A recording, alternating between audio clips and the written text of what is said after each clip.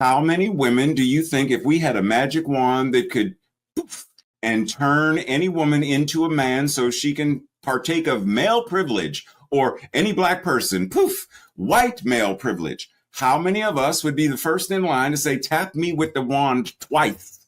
Most of us wouldn't.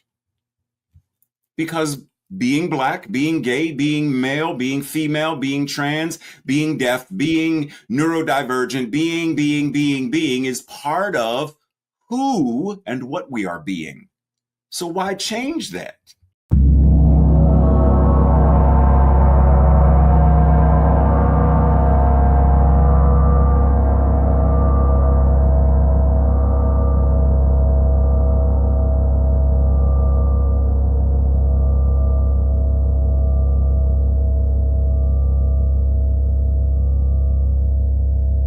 Hello and welcome to the New Thought Men's Podcast, where we're building healthy masculinity in the world. It's great to have you with us. I'm Eamon, and today's guest is Reverend Dr. Raymond Anderson. Let me share a little bit about this amazing guy, Ray.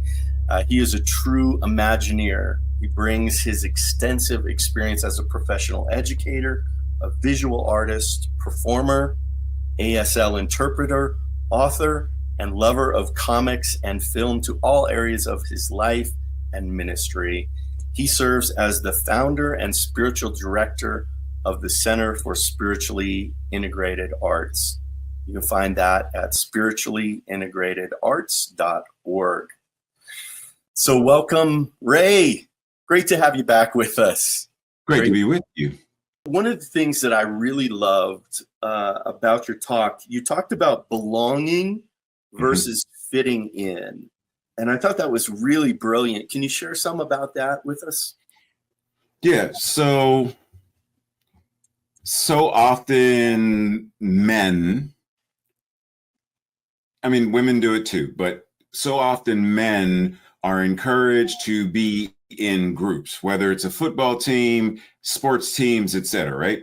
And if we ask ourselves, so while you're, and we're like really passionate about being, a part of the team, and, or even if we're a fan of a certain football, basketball, whatever team, we take that stuff to a whole new level. And do we belong within that group, or are we fitting in? And I specify the distinction because, okay, I grew up in Pittsburgh, so I'm going to just use, I don't watch football, but if I did, I'm going to throw in the Steelers. So on the Steelers, if there's a particular football player who came out as gay, would the team still welcome and embrace this individual because they belong as part of the team? Or would there be some form of exclusion because that does not match or meet what it means to be hyper-masculine as football players? So belonging is, I am accepted for the totality of who I am, completely. It's belonging, which is one reason why I say many churches, centers, etc., we say open, welcoming, blah, blah, blah, belonging, but we're not. Because if I am mobility challenged, right, whether it's wheelchair, cerebral palsy, whatever, how many of our churches, centers, etc., are actually accessible to me? I can't belong to a place that I can't get into. And okay, say I'm deaf and I come to the church, the center, the CSL, the Unity, whatever. Do you have interpreters? Because if you don't, I can't belong to a community where I can't communicate. I can be included. I can sit here. I can tithe. I can do my best to figure stuff out, write notes, but I can't truly belong if there's something that's keeping me separate. And oftentimes, because we don't know the difference between the two, and I'll speak from my experience, growing up, I thought what I was seeking or thought what I was doing was trying to belong. I was fitting in. And I flipped the meaning to say, oh yeah, I belong here, or I belong. But if I can't even belong to myself as a Black gay man, lover of comics, a nerd, this, that, and the other, if I can't belong to me fully, then I was fitting in. So for me, it's a very clear, like, let's really distinguish the difference between the two of those so we can say, oh, that's the difference. Then let me work more on belonging and less on simply fitting in. I don't know if you've seen the show Ted Lasso on Apple TV. There's this one moment where kind of what you were describing, like the character Colin, who's a soccer player, football player in England, and he comes out and he says, "Hey, I'm gay," and one of the other characters says, "That's all right, man. We don't care." And then Ted says, "Colin, actually, it is all right, and we do care." So he took it to this whole other level, like, from like, don't ask, don't tell, to like, we actually love you. We celebrate you. We welcome you. We want to support you. We want you to be you, because you're a unique part and a necessary part of the success of this team or the wholeness of this community. Right. So it was really a beautiful moment, because he was like, no, it's not that, hey, we don't care. We actually care very much about you as a human being. And we celebrate you and all that you are. It was just a really beautiful moment, because I think our society has often stopped there and said, oh, it doesn't matter to us. Like, I don't care that you're gay. Like, that's not, that is fitting in versus truly belonging and truly accepting. I got to share recently at the ANTN, Affiliated New Thought Network conference in Unity Village. And I got to speak on this topic. And it's like, no, we don't like gay people. We don't like, bisexual, transgender, lesbians, women. We love you. We honor you. We are allies. We're not, and really before this, and I think that's why it's hitting me so powerfully, is because I wanted to switch the narrative from, the New Thought men's community, will accept you, but that's not the truth. Of course, we're going to accept you, but you're a necessary part of our community, and even lesbians, even women, even non-binary, that's a necessary part of our community that we truly honor and that we truly love, and that there would be something missing, right? If that wasn't included, even in our New Thought men's community. And it's such a beautiful piece to see that reflected back to me, that was saying, okay, what I was really saying is we're not just, this isn't about fitting in, this is about true belonging. And that we love and we bless you. Yeah. So thank you for that. That was actually a really clarifying moment for me. It was really beautiful. Yes. And this thing of you talked about an African term, Ubuntu. Can you share a little bit more about that with us? Yes, of course. So I loved it. I've gone, for me, just my own thing is, okay, so at a meta level, what is it? So the general concept is we are all one community, right? So it's not separate parts of the community. It's one community. And without the entirety of the community, it frays and people are lost. So the strength of the community comes from embracing everyone that is the community. And the idea is, if it were not for this community, I couldn't be. Which in my mind, if we were to, and a lot of people, when I explain this to them, they're like, wait, what? And I ask them, so can I use you as my example? Like if I was saying this to you? Absolutely. Okay. So I would say something like, okay, so so you made your shirt. Did you make that yourself? You went out and picked the cotton or whatever it was, and you made. Oh, so you did. Okay, so No, definitely. how'd you get the shirt? You Went bought it to at the a store. store. Okay, how'd the shirt get to the store? Probably on a truck or something like that. Okay, so probably on a truck. Which did you drive the truck? I did not. No. Oh, so okay. So somebody else drove the truck, brought the shirt to the store, and then whoever unpacked it, put it on shelves. Okay? How did it get on the truck? I mean, like, where did it come from before the truck? Somebody had to put it in a box. Somebody packaged it. Pick it up, load it up. Okay. Had to package the shirts in the box or the crate or whatever it was. And therefore somebody had to then make the shirt from fabric and sew it. I could look, but I'm not sure. It's probably not made in America, unfortunately. But I honor where that comes from, and someone took their talents and skills to be able to sew this. I could not sew this shirt, right? Absolutely could not sew this shirt. I'm with you.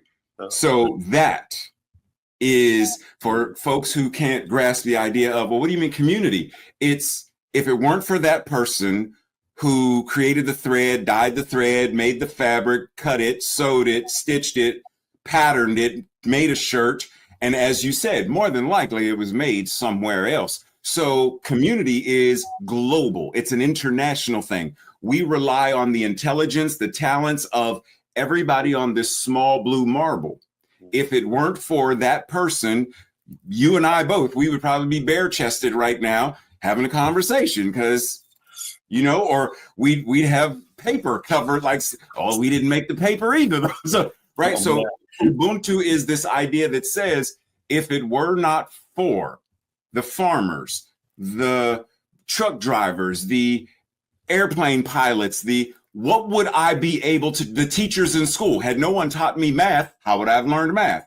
Had no one taught me metaphysics, if there were no Emma Curtis Hopkins, Ernest Holmes, Charles Fillmore, Myrtle Fillmore, how would I needed them to be a part of the grand scope of community for me to become me. Yes. So Ubuntu is the recognition that it's all of us. It's all of us. It reminds me of the conversation with David Alexander that I had last year on rugged individualism. And it's like we have this idea, especially in America, that we're these rugged, self-sustained, and especially as men, this really calls to us on this foundational level, on this foundational, like back here, this reptilian kind of survival instinct level of being prepared and being ready. And, I've got all this stuff in my truck, if something were to happen, and I've got water at my house and food at my house, and, I'm prepared. And like, so I'm an island unto myself. And it couldn't be further from the truth. Like, there's no way in this modern world that we can survive like that. I suppose there are a few people out there who are still doing it. But maybe. But, it's just how interconnected we are in this world right now. And I love that term, Ubuntu, that really helps describe that, rather than, hey, I'm a rugged individualist, but I am, a part of this large community, this beautiful community, this wonderful community that creates clothes and computers and cameras and homes and vehicles and food and water and all of the stuff that sustain us, and how how integrated, how necessary, how much we rely on other people is, and David was saying, that's the lie, that we are rugged individualists. It's impossible. It's absolutely impossible to be that. Beautiful, Ray. And even, I'm gonna throw this in there, even the idea that says, okay, if I was, I'm a survivalist and I live out in the middle of wherever, and I got a farm, and okay, cool, I got you. But there's no other people. Got you. But you do realize that you are also in partnership with the land, right? Because if you don't do what you need to do with the land, and the land doesn't yield the crops that you need to survive, or, the animals nearby, they keep ravaging your crops, and okay, so you need to be in collaboration and harmony, even with nature, to survive. So even if it's not other people, you still can't do it by yourself. Yeah. Even if you didn't have a tractor and you're like, I'm going to use a horse and a plow, you're still in. You need the horse. Community with the horse. You're still in community with the land. You're still in community with the seed. Yep. Yeah. Beautiful, brother. It's that oneness. I am you, you are me, as you said in your talk. That idea of oneness, and we are each other, and we are so necessary to each other. I'd love to see a deeper appreciation of that. I'm gonna start. You got me practicing. You got me two practices actually. Because of your exercise, do we want to go into that now? Sure, let's go into that now. Why not? Okay. In the end of our talk, we always have a practice or an exercise, something that an individual or a men's group can kind of get together and do. And your exercise was, who do you not know? And then what can I do to know, to learn, understand, and connect with those that you do not know yet? Will you share that exercise? Will you share a little bit more information about that with us in practice? Yes. Beautiful exercise. Oh, my pleasure. So it actually comes from two concepts that have been marinating in my mind since childhood, actually. So my experience, or my love of interest in American Sign Language, started from Sesame Street, right? At 5 years old. And so did this idea of, because one of the songs that they used to sing on Sesame Street, sorry, audience, who are the people in your neighborhood? They're in your neighborhood. They're in your neighborhood. Say, who are the people in your neighborhood? They're the people that you meet when you're walking down the street. They're the people that you meet each day. So as a young child, I was like, well, who are the people in my neighborhood? So I, at a very young age, I'm speaking to like all of the neighbors. So everybody in the entire neighborhood knew me. And my mother would say, how do you know her? Well, when I was at the library, she brought her kid in, and I said, oh, you live on Mayflower, and I saw you, and and where do you live? So it's recognizing, right? So that's part one. Our neighborhood, our neighbors, years ago, when someone new moved into a neighborhood, it was customary to, housewarming, food and stuff, and welcome them. Now, you'd be lucky if somebody even says hello to you. So that's one. Two, representation matters. I read a book, which I normally share, a book of the month on social media. And the book that I'm doing this month is Why Wakanda Matters. And so, as someone who loves comic books, I'm wearing Dr. Strange's Eye of Agamotto. Oh, yeah, I noticed. The idea is how this movie, Black Panther, like, why was it such a big thing in the ethos of? And many of the essays in the book address the idea that because people of color see this aspect of themselves that, oh, it's not The Wire. We're not the gang members, the drug dealers, we're actually royalty and this and that. So for me, I sat back and started saying, wait a minute, wait. And this goes back to when David Carradine did the Kung Fu television series that was originally meant for Bruce Lee, but they didn't give it to Bruce Lee because he was too Asian looking. Oh, really? Huh. I love that. I love that show. I actually own that on DVD. That's how much I love it. Yes, right, because it's classic. Yeah. But the idea that the network said, no, we need someone who is white, who could pass for Chinese versus someone who's actually Chinese, and try to make it like he's half white. So once again, the idea was, because Asians at that time were given the representation, the stereotypical, you come here now, and that whole kind of stereotypical thing. Same thing for Black people, right? Like blackface and all that other stuff. So I used to challenge people and say, name 5 television shows with a predominantly Black cast that's not a comedy, that's not the stereotypical gangs, blah, blah, drugs, etc. But it's like a serious drama, like a Murder, She Wrote, or, a Matlock or whatever. But it's a predominantly Black cast, not a Black person on the cast, predominantly Black with 1 or 2 white people or Asian people or whatever. Name 5. And no one could ever do it. Yeah. But if I say name 5 white, I can name many more than that. So same thing for how many television shows or movies can we name where the main character is dyslexic, where the main character is neurodivergent, the main character is blind or deaf, or like we really would have to sit back and think like, wait a minute. So this whole idea of who are these people? Who do I not know? Why do maybe I don't know someone like that because of where I live and, they're not readily accessible. Okay, but can I learn about them? Like I can do research and learn about someone who's trans or blind or deaf, right? Like I could do that.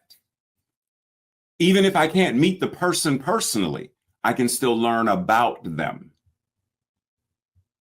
right? Like that's the thing. But it starts with me saying, who do I not know personally?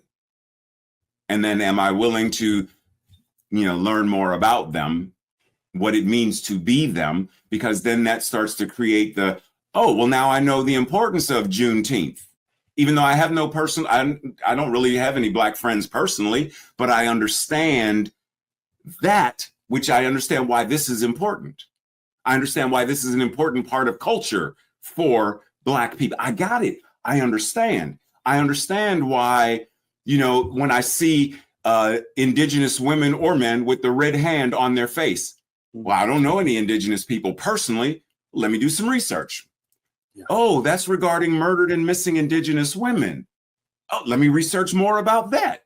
So now I understand, which now when I see the handprint and someone else says, well, what is it? I can now advocate and say, well, this is what I found that it means, and this is the importance of it.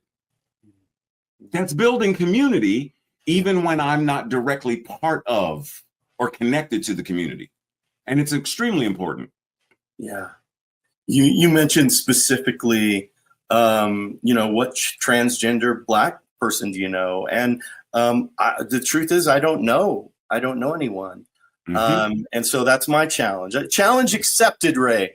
I'm gonna find a transgender Black person and get to know them, and get to understand, because I feel like there is a disconnect there for me.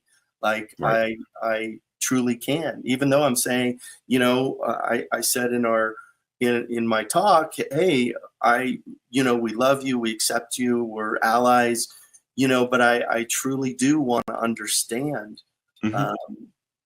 And so, thank you for that. I think that was it's a great exercise, I think, for all of us to open ourselves up, to this greater experience of diversity. And I loved how you said something like this. I'm neurodiverse, so I'm never going to get a quote right. But you said something to the akin of like, the world is filled with, apples and, Granny Smiths and reds and, oranges and, all of these different kiwis and passion fruit and, all of the different things. Yep. And we don't want to make a smoothie out of it. Yep. We want a fruit salad. We want all of those individual and unique pieces in it, not just blended together, but in their original state, so that we can say, oh yes, here's a beautiful apple, here's an amazing orange, here's some cantaloupe, here's it's all of the, and that's what makes a great fruit salad, is that diversity, having all of the strawberries in there, blueberries in there. Exactly. So what a beautiful metaphor, though, for the appreciation of the diversity of us as human beings. And it's kind of funny in a way, because like, if we look at science, like, we're 99% the same. We're like, I've got a heart, I've got a rib cage, I've got blood, I've got, a brain that works like this, or mostly like this. But it's really that 1% almost, that small percentage of our perceptions, our experiences, our beliefs, our who we were raised as, and the color of our skin, our gender, all of that stuff. But honestly, we are so much the same that it's almost like, it's a paradox, right? It's a paradox, because we are, so much the same, so much. We all have the same desires and hopes and dreams and, all of these things for the most part.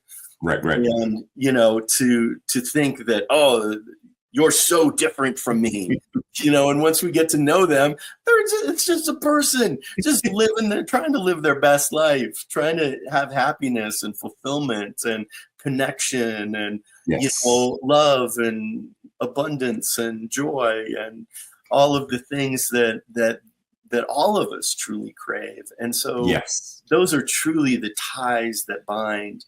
So paradoxically, we don't want to ignore the different fruits in the salad, the different, color of someone's skin, gender, sexual preference, all of these things that make us unique and diverse. And at the same time, we're so much alike, that how can we even, playfully deny or seriously deny in any way that we're so different, because truly we aren't. Right. And, when we look at the history and even back from our evolution, we believe in science and evolution. So we all came from this single-celled organism that over millions and millions of years developed into these fish with feet, and then, came up on the land, and, eventually, these higher primates, and, came into existence, and, one genome switched, and all of a sudden we were on our way to consciousness, or greater consciousness, I should say, excuse me. Because obviously animals have such a high level of consciousness that I don't think our society really acknowledges. So when we speak of that oneness, that's a part of it. And you even spoke to that, the earth, the planet, that which sustains us. Good grief. Of course, that's a part of us too, so it gets murky and it gets clear at the same time. Our not only our diversity, but our interconnectedness and our oneness and our true connection as human beings, as life forces on this amazing ball spinning around, traveling through space at 22 million miles an hour, whatever it is. Right. Whiplash. Yes. Like that. That's one of the reasons why when I speak to folks in New Thought who, interestingly enough, are anti-DEI, I say, so when you reference DEI, what does it stand for? And they say diversity, equity, inclusion. And I say, oh, do you know it also means divine, expressing, infinitely. Oh, Right. really? And they're like, wait, what? And I said, no, pause. And when you think of a cockroach, how many different kinds of cockroaches are there? I hope you're enjoying this podcast. To connect with our community of like-minded men and access our full library, including summit talks, meditations, podcasts, weekly online men's groups, and so much more. Become a member today at newthoughtmens.community/membership.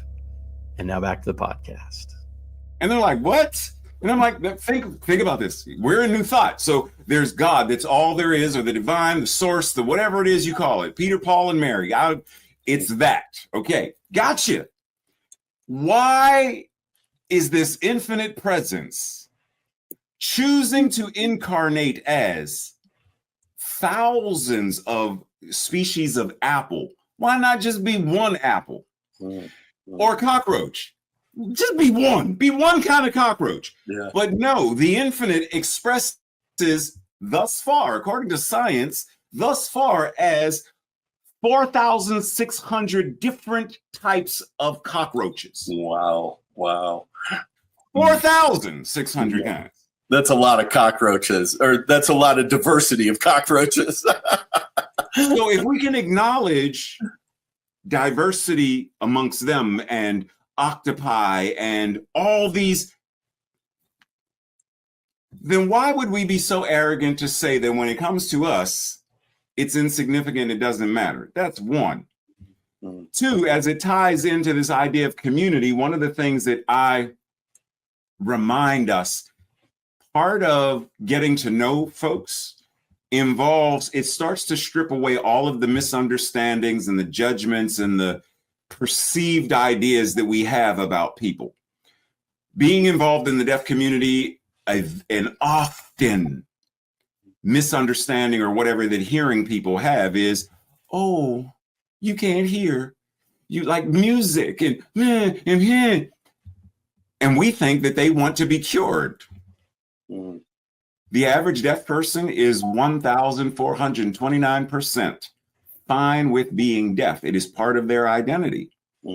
And I say it's the same thing as, how many women do you think, if we had a magic wand that could poof, and turn any woman into a man so she can partake of male privilege, or any black person, poof, white male privilege, how many of us would be the first in line to say, tap me with the wand twice? Most of us wouldn't. Because being black, being gay, being male, being female, being trans, being deaf, being neurodivergent, being is part of who and what we are being. So why change that? So the more we get to know, as I got to know deaf people, because I went in with the same, oh, and then I get around and it's like, wait, they're fine. Wait a minute. Wait, what do you mean you enjoy? Wait, so you're not broken. And that completely changes my paradigm of deafness is about culture. It's not about the pathology of you can't A, B, and C. Deafness says I can communicate visually. I can embrace community regarding the language of how I can't. It's not about what I can't. And that completely changed. Okay, so same thing. Dyslexia. It's not about what I can't. It's about what I can. It's how does my deafness become my superpower? How does dyslexia, neurodivergency, cerebral palsy, blindness, how does it become my superpower? Because if Helen Keller were sighted and hearing, we may never have known this woman. Yeah.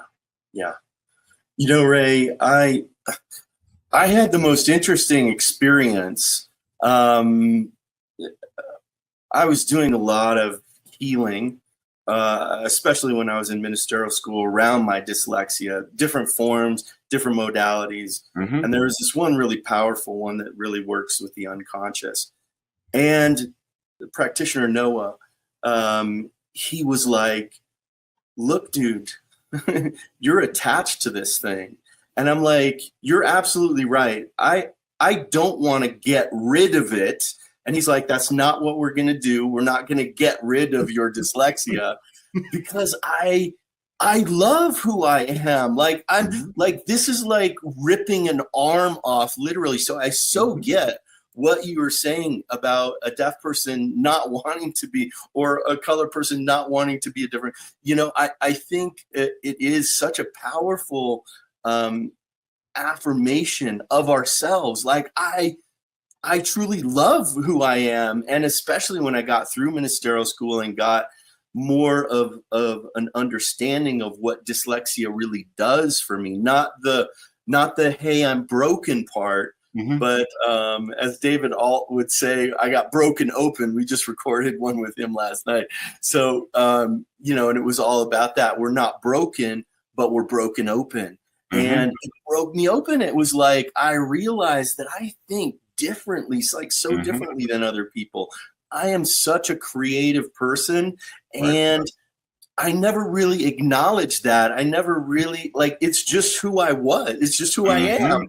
And it's like, wait, you're going to take those parts of me away? I don't know that I want to be cured. I actually was like, hang on, dude. I don't want to do this if I'm going to lose who, like, I was actually very concerned. And like, hey, I don't want this to disappear from my life. And it was a powerful experience and affirmation. A part of me judged myself for it. It was like, dude, are you serious? You know, and I'm like, what is that going to make me, like everybody else? Is it going to make me super smart so I can remember, a poem, or I can remember, mathematics? I don't know that I want to be that good at those things. Like, why does that matter? Right. Like, if I need a quote, I can go, Siri, pull up the quote about, like, I can find, I don't have to. Yeah. It was so fascinating, though. I really appreciate that story. It's powerful. It's powerful and palpable. And I wanted to bring this part in because this is classic men's work right here. This is mythopoetic men's work, the warrior, magician, lover. And there's a book out by Michael Moore and Douglas Gillette, who were Jungian therapists who wrote the book around men's work, and many years ago. And it's kind of this iconic thing for especially the mythopoetic traditions and a lot of men's work still. It's powerful. And why don't you share just a little bit about that to get us started off? Through the lens of, because I'm a Star Wars, Star Trek, Marvel, DC, like that's my jam, right? So modern day mythology. So I'm right there with, when you say magician or wizard, my mind immediately goes Gandalf, Dumbledore, Merlin, etc. You say king, like King Arthur, like my mind immediately starts identifying what is that archetype? What is that? Oh, Yoda. Which one of the Yoda would fall under magician? Okay, but why? Or, how does this work? And so for me, it's a way, it's almost like an Enneagram, or any of the ways that we identify personality traits or characteristics of the individual. So, for example, it relates to both you and I. There's when we're more teacher, when we're more minister. Now, minister is still there when we're teacher, but if we're teaching, say we're teaching high school science, well, we're not going to necessarily talk about metaphysics and all this spirituality, but it's still there because we're still there. But in this realm, it's teacher, it's mentor, it's parent or sibling, or it's multi-dimensional selves. It's not just, because this is one of the things that happens with that rugged individualism nonsense, right? What happened is, I am my job, which is one of the reasons why we start conversations oftentimes with, what do you do? Not share with me who you are. What do you do? How do you make a living versus how do you live your life? Those are very different questions. So the moment we start to come back to self and say, oh, wait, Eamon said that the king, like it's, ooh, so what does that mean?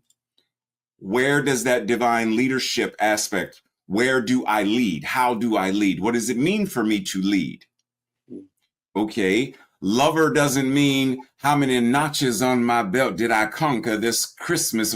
It's not about that. It's about the connection and compassion and nurturing and agape versus the hyper-masculinized idea of, well, the lover is the suave, what's his name? Hugh Hefner kind of. No. Okay, so what does it mean for me to step in as the magician? How does my wisdom show up? Especially if my inner voice is, you are so effing stupid. Like, no matter what you do, you can't. What is your problem? Look, no, it doesn't. You're just a failure. Okay, so my inner critic is like denying me access to my wisdom. So what does it mean for me to step into the magician more confidently and say, number one, I claim it. Whether I see it or not yet, I don't care. I am it. It is me. I have it. Now, how do I choose to express it? Whether I see it or not, how do I choose to express it? Transformation. When in my life have I undergone transformation? Whether that's self-acceptance or you're like, how has that shown up for me? And how do I show up as that with others? Right? So for me, it's about getting into that space of our lives are our own mythological epics. We are, Odysseus and Hercules and Athena, and like we are that, all of them. How do we embody all of these qualities and traits so that we're not just simply existing and, like the old Dunkin' Donuts commercial, I gotta get up and make the donuts, gotta make the donut. Like, no, how do I actually enjoy this thing called life? Not just for me individually, but once again, as I am liberated, it liberates the community. So as I embody these, I now become the ambassador and the symbol for others. Like Marianne Williamson says at the end of that, our greatest fear poem, as I give myself permission to do this, it gives others permission to do the same. So how can I do this? What does it mean for me to do that? Yeah. I think it's a powerful tool for self-reflection. Mm-hmm. It's a powerful tool to see kind of where we're at on that spectrum.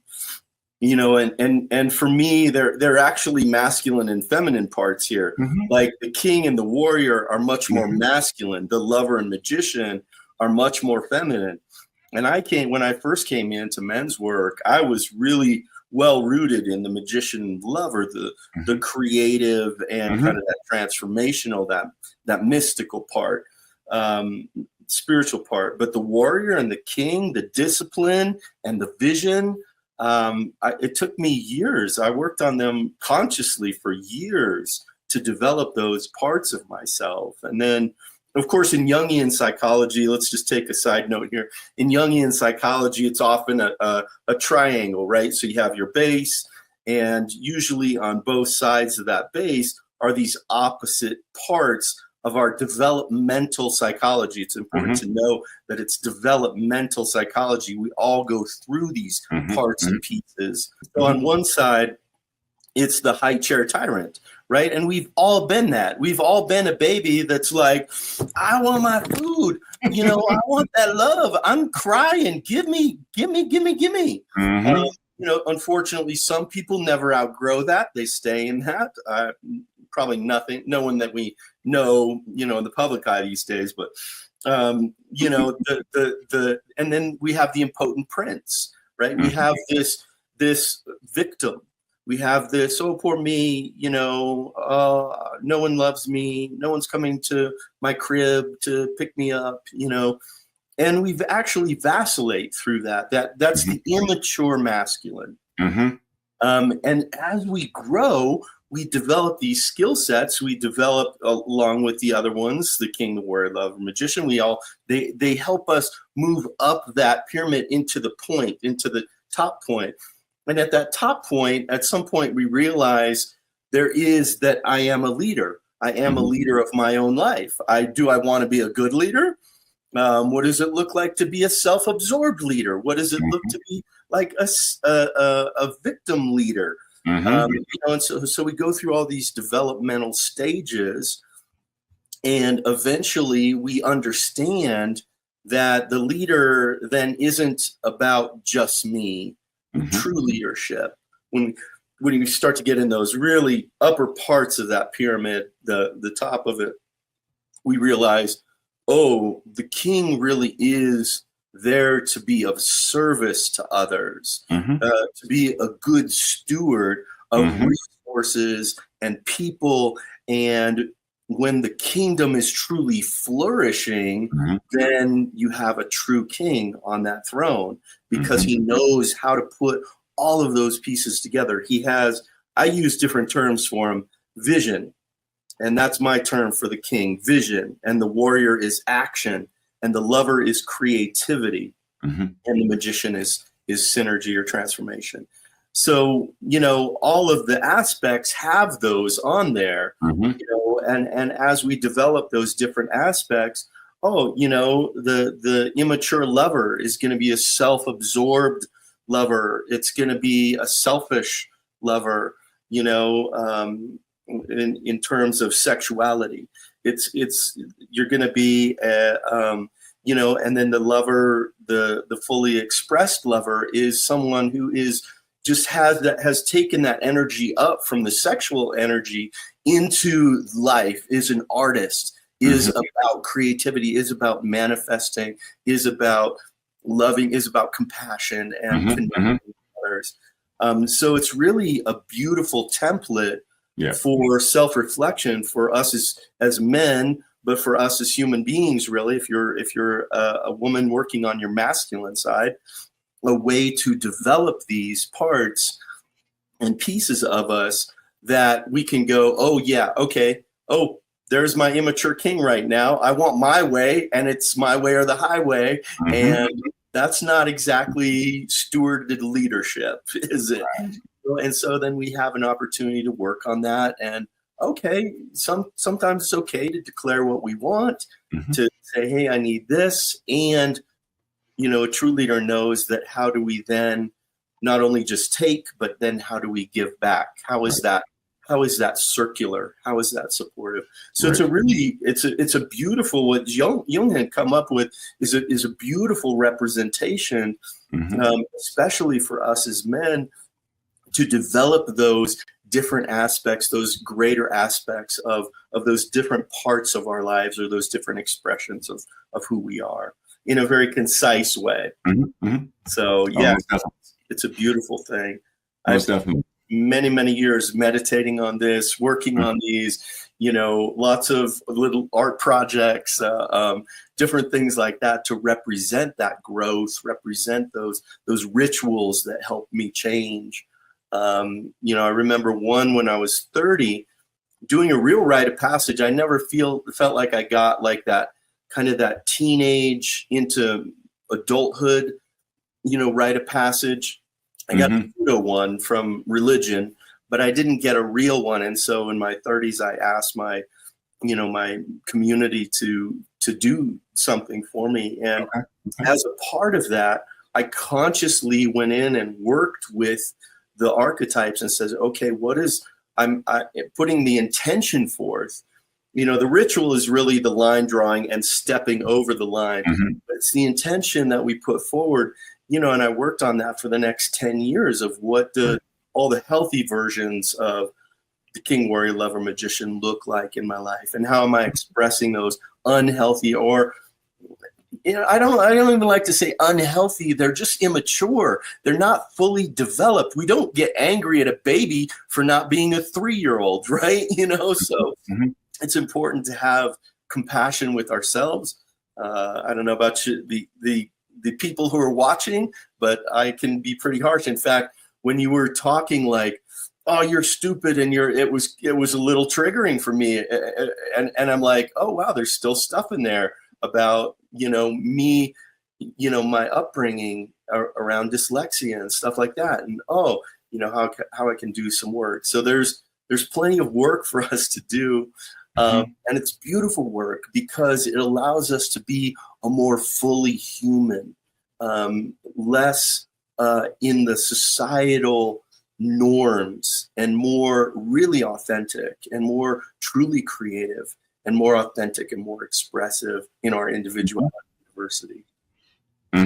Yes, 1000%, without a doubt. And it's also, especially in the work that we do, the more we can discern what you just said, the difference between the immature king, the torturous king, the obsessive king, like whatever that is, the more we can identify that. Okay, so I'll say my mother was, or expressed as, or my father expressed as, or like I can identify the various, okay, when I can see that in them, it gives me greater understanding to then say, what? Okay, Eamon said that the baby is doing that. Why is the baby doing this? Okay, so if I know why the baby's doing this, then it changes how I am now in relationship with the baby.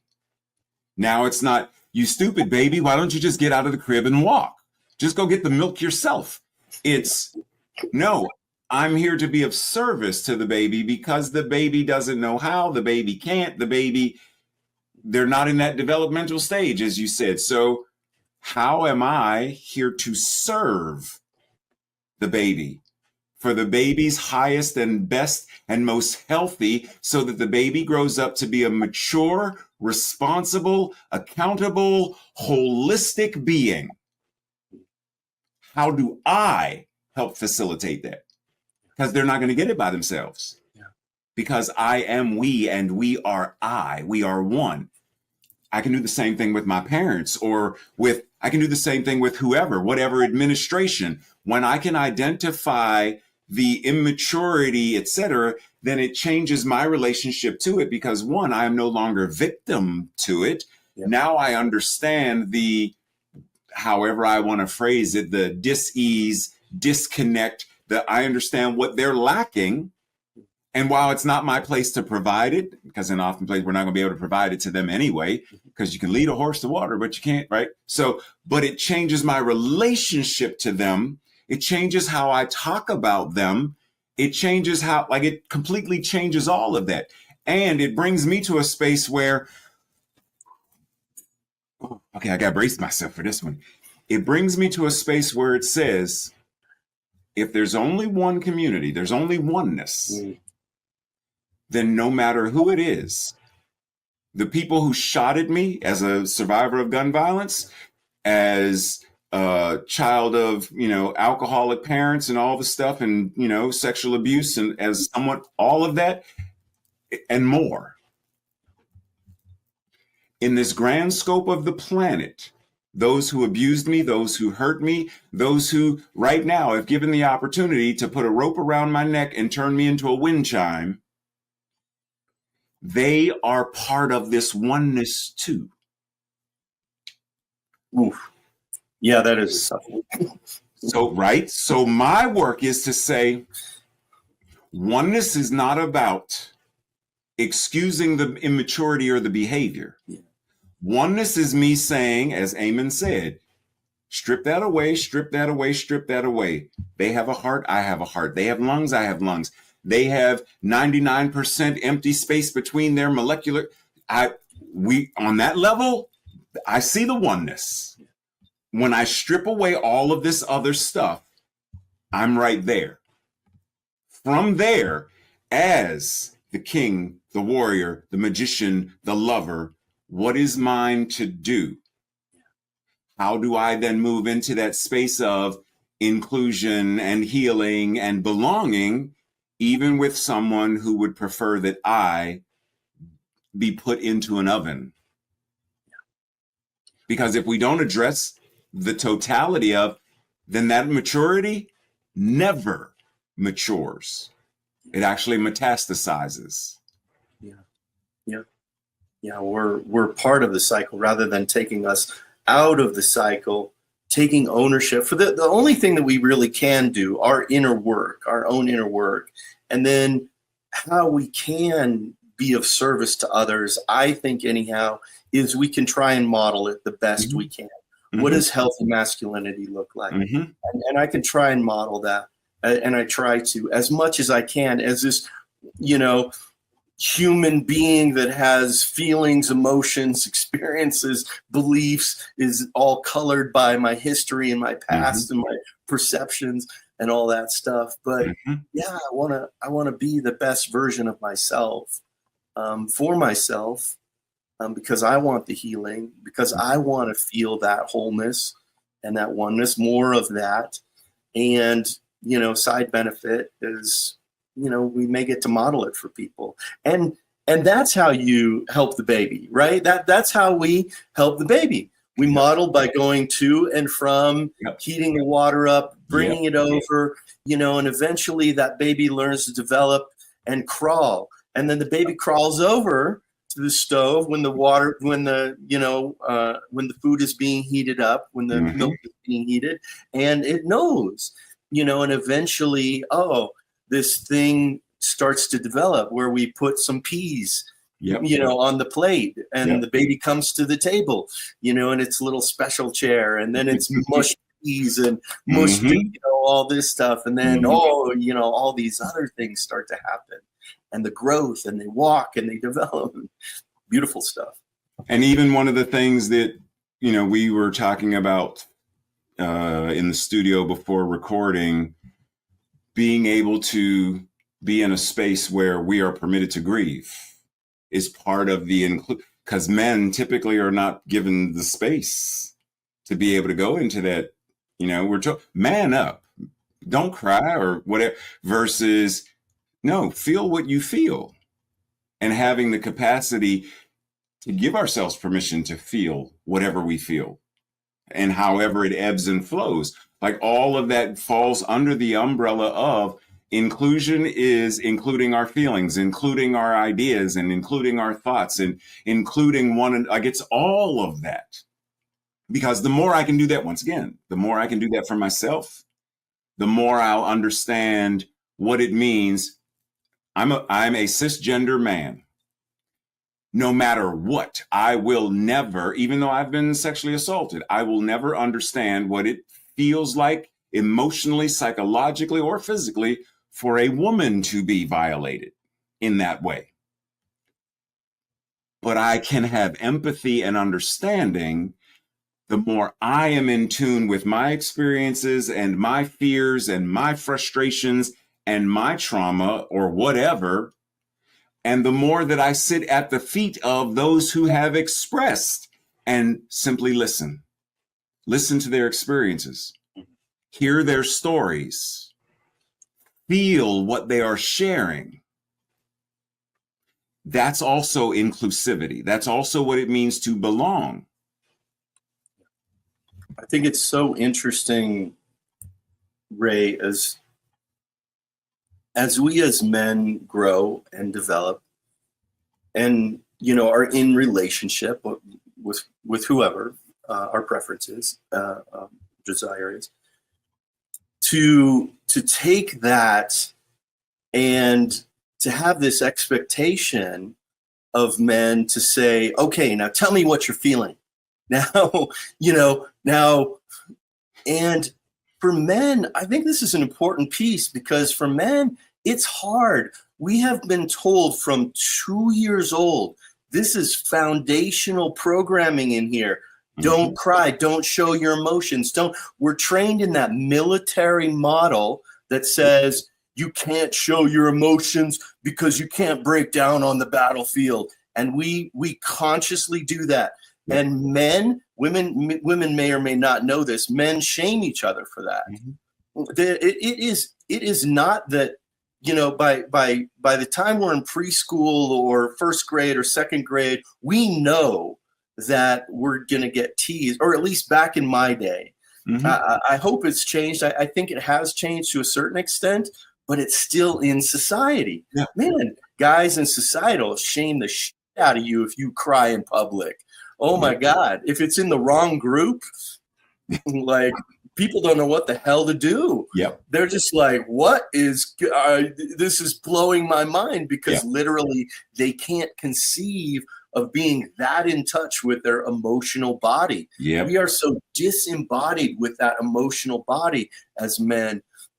And we literally have very little training. The training that we have has often been by either sensitive people, women, for me anyhow, maybe some other men who are a little more tuned in, a little more empathetic, a little more sensitive. And I was like that, so we know when to hide our feelings and when not to.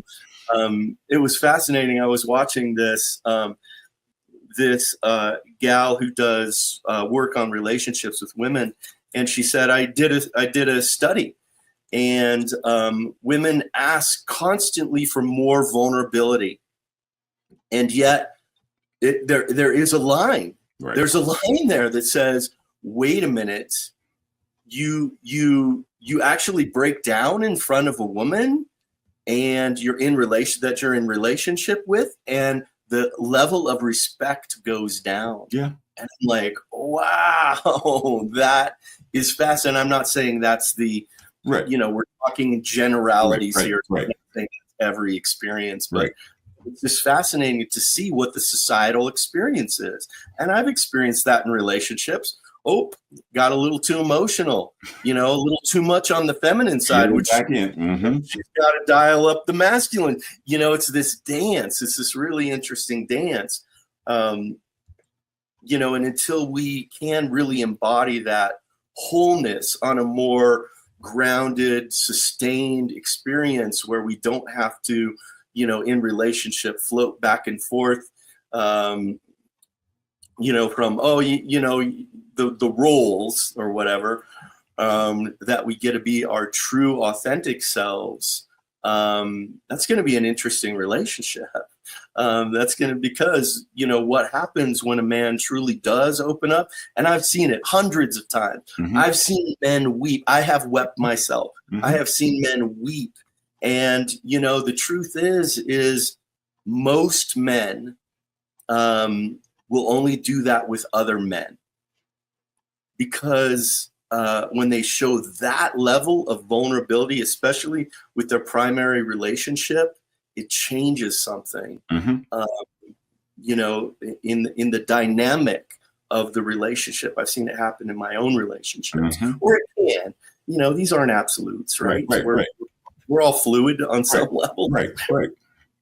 But it's fascinating, because when men are actually trained, when they're not shamed in it, and I think younger generations are getting better at this, which is wonderful. When the emotions are expressed, when there is emotional intelligence, when you can identify more than, oh, I love you, and this is okay in my primary relationship, or I am angry at you, and those are the two male emotions. It's like, wait a minute, what about this holistic person? What about the whole me that feels sad sometimes, that feels depressed, that feels joyful, that feels loving, that feels all, the full spectrum of it? Like, the idea that men feel less emotion, we're able to hide it better because we're trained to do that, but we're not less emotional than women. Nope. We're the same. We all react emotionally. We all have the same this same nervous system, the same, brain that, squeezes out those chemicals when the triggers get triggered. Yep. It's just, we've had to play the game of hiding those better. Yep. And I'm glad that it's lessened, but society still does that. Boy, in spades for men. And I think that's something that why, the New Thought men's community and why men's work is so important, because it allows us that safe environment We don't have to put all the pressure on that primary relationship. Be everything for me, be my confidant, be my lover, be my best friend, be my, all of these things. That's so much pressure on a relationship. Holy cow. Right. And so to have other people in our lives, men's groups and women's groups that we get to go to, that we may process some of the raw, really hard stuff, first, and then we come to our partner. Oh, here's what I learned about myself at that retreat or at the gathering tonight of my men's group. Most definitely. I guess why I tell people to use the mythology of Star Trek, because people assume that Vulcans are emotionless. They're not. They have such powerful emotions that they have trained themselves to suppress and subdue them. It's the exact same thing. We are training men to be more Vulcan-like, to be more stoic in expression and manner in which we express ourselves. And we will not give ourselves permission to feel certain things, even though we do. But we must remain logical and practical in how we do whatever it is that we do. Wait, what? That is correct. Right? Live long and prosper. Wait, time out, right? So it's the same thing. How do we get to that space of connection? And it's what you just said. When we realize that we are not, to go back to the shirt analogy, no relationship should say to the person that they are in the relationship with, I need you to be a seamstress and make my clothes. I need you to be a marketing person and market the clothes. I need you to be the packer, the driver, the store clerk. I need you to do all that for me. Be my chef, my busboy, I need you to do it all. That's unrealistic. So same thing. So when we know this group is where I go for this group is where I go for that. Anton is where I go for, to be with right? I have different spaces where I don't go to the grocery store to paint. I go to the grocery store to shop for groceries. I go to the studio to paint. Same thing with our emotions. How can we be in a space of holistic healing to say, this is where I go for that? And then when I can do it and I am more in tune with who I am as king and warrior, magician and lover, then I am better capable and able to be a father, a brother, a husband, a boyfriend, whatever that is, because I'm at peace. I'm able to live rather than just get by. Fitting in. Yeah, true belonging. Yeah. Okay. Best Star Trek quote ever that actually fits in with this. Go for it. The best Vulcan quote for me, anyhow, is the saying, infinite diversity in infinite combinations. Yep. It just, Do you know how to say it in Vulcan? No, I do not. Teach me. Kol ut shan. Awesome. Okay, I'm gonna have to learn that one, Ray. I love it. It's my favorite. It's my favorite too. Yes. Yeah. Because it speaks directly to that infinite diversity in infinite combinations. Huh. Okay, I got you. I love it, Ray. Well, bro, we could talk about this stuff for hours and hours. But let's go ahead and start to wrap it up here. So I've been asking everyone like a final question of what does divine masculinity in your view look like in the 21st century? For me, it looks like identifying the various layers and the various nuances of everything that makes me me, right? So starting off with the labels, the accomplishments, the things on, a bio.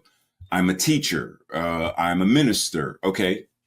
And then go back to them. Once I've identified them, go back to them and say, so what does it mean for me to be a teacher? Intellectually, spiritually, emotionally, socially. How do these various aspects tie into that? Do the same thing as I'm a father, I'm a grandfather, same thing. Intellectually, spiritually, emotionally, like okay. And once I found, because there's going to be so many layers and levels of all of these things, and look at it. I'm all of that and more. Breathe it in. Because once again, oftentimes we men, we like relegate ourselves to, you're a mechanic. Yeah. You're this versus, no, I'm all of these things and more. And then once I get to that space, it's like, wow, that's expansive. Like that's big. That's big. Okay. And even if it's not, I'm a minister and a teacher even if it's, I'm a father, I'm a business owner, that's fine. But once again, intellectually, spiritually, emotionally, so there's still going to be nuances and layers that come off of that. And then say, okay, now how do I show up as the most authentic and embodied representation of not these things, the spiritual, the emotional, the intellectual, because beyond the labels, these are the things that are there. These are the things that are a part of me. These are things I do. This is what I am. Bring that into that embodied awareness and then express that. For me, that's more of what it means to lay claim to who I truly am, to who we truly are, and then be brave enough, bold enough, and beautiful enough to step out as that. I love it, Ray. It's Tony Porter coined this idea of the man box, right? And that's everything that society puts us into, is like, you are the mechanic, you are the husband, you are all of these things, and that's your identity. Mm-hmm. And we who know there is so much more than us to this, and we all know that intuitively, mm-hmm. whether we embrace it or not, whether we want to be a part of this monocropped, society that everybody does the same thing and looks the same and fits in. Mm-hmm. If we truly want to be our authentic selves, then we have to break out of that man box and do exactly what you said. Look at ourselves like, is that me? Is that me? Is that me? Mm-hmm. And on some level, all of it's me, and paradoxically, none of it's me. Exactly. I am the spirit that is infinite, that was created from the cosmic urge to create. Yep. And I am an expression of that, and I am informing that mm-hmm. wisdom that the cosmos is, and says, I want to experience everything everywhere. So I'm going to become everything everywhere. Boom, big bang. Yep. And there we are. And now we're here. Yep. Amen. Yes. I love it. And I love it. Can I share something real quick? Yeah, please. So many years ago, like I love doing studies of various people, and you'll see how this ties in. And somebody was interviewing one of Walt Disney's nephews or somebody, and the phrase "think outside the box" was just big at that moment. So I don't know if this was the 80s or whatnot. And the interviewer asked the person and said, so what would Walt Disney say about this concept of think outside the box? And the relative, without missing a beat, said, Uncle Walt would say, box? What box? I love it. I love it. Truth right there. Right? What box? Ray, I love you so much, brother. Likewise. We just have some great conversations. Oh, man. Okay, so we're wrapping it up here. You can find more about Ray and all the amazing things that he does and his community does. Raymond Anderson, RAYMONT, Anderson.com. So check him out. And I noticed on your talk, you had mentioned, you had volunteered me to answer questions for people. So contact Ray. I'm okay with you contacting me too, just so you know. You can talk to either one of us. I'm down with you, Ray. Yes. So Ray, I love you. Thank you so much for being here. Oh, my pleasure. Thank you. Anytime.